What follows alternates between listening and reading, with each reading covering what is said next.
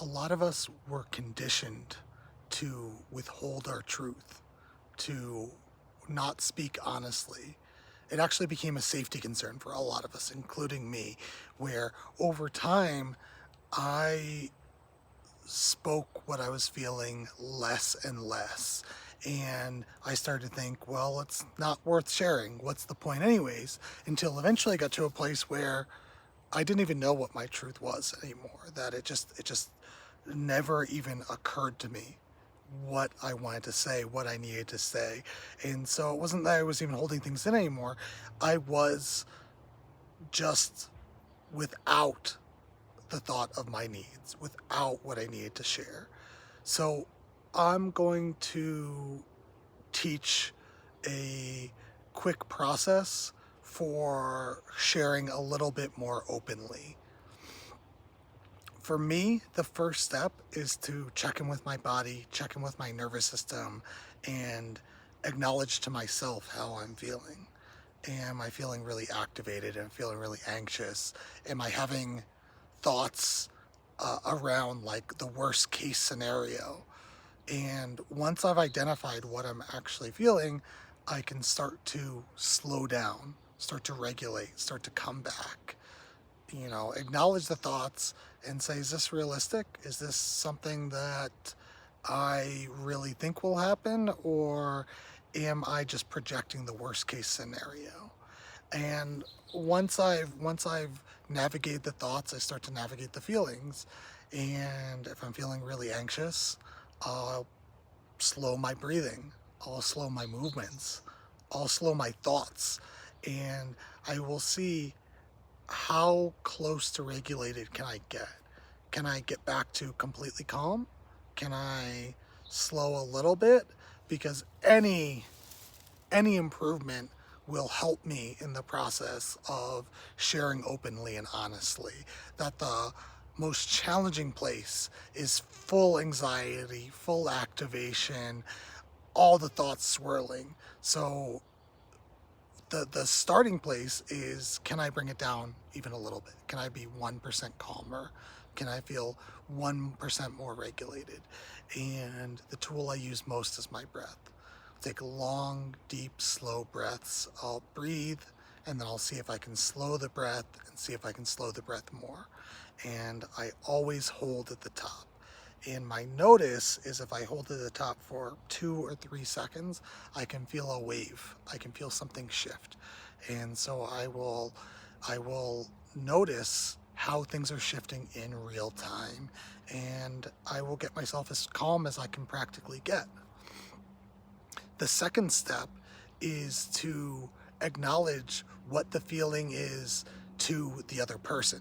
This technique is called disarming. So if I'm feeling really anxious, I'll say, hey, there's something I want to share, and I feel really anxious right now. I feel anxious to share it. I'm feeling really worried that something will happen if I share this thing. Disarming does two things. It it takes some of the power away from that emotion. It allows us to not be controlled by the emotion to the same degree. By expressing any emotion, it allows us to not control it, but to not be controlled by it so much. The second thing that happens is often if you express discomfort, if you express fear, if you express any negative emotions to someone, they will want to be on your side. No one wants to make someone feel more anxious. No one wants to make someone feel more worried.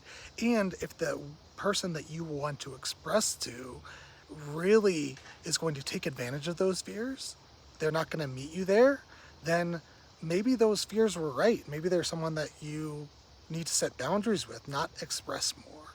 And so by sharing those things, it works on both sides. It makes it easier for you to share, and then it can make it so the other person will receive it better. The third step is to share more about your feelings, your perspective, than about what the other person is doing or has done. That to use the least accusatory language possible. This is about you and your feelings, not about them and what they've done. And the more that you can focus on your own feelings, the more the other person can be on your side, the less they'll be triggered.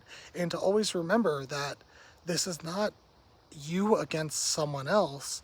This is you being on the same team so that you can accomplish something together, so that you can have a better relationship, you can be closer.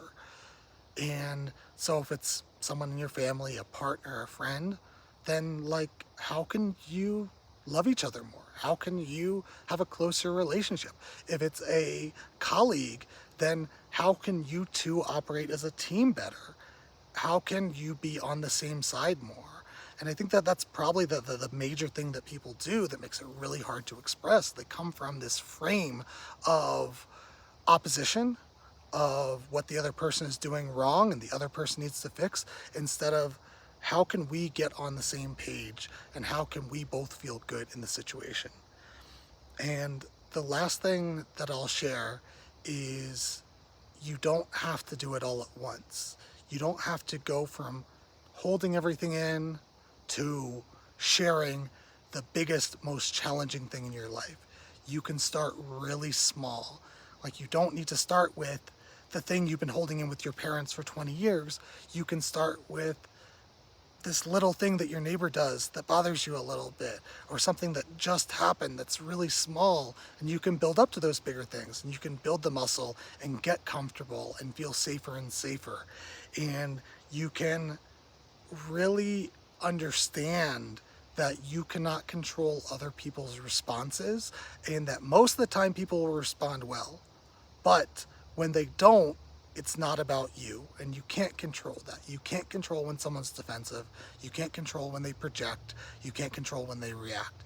They are going to do the things that their patterns dictate them doing, and it doesn't necessarily have anything to do with you.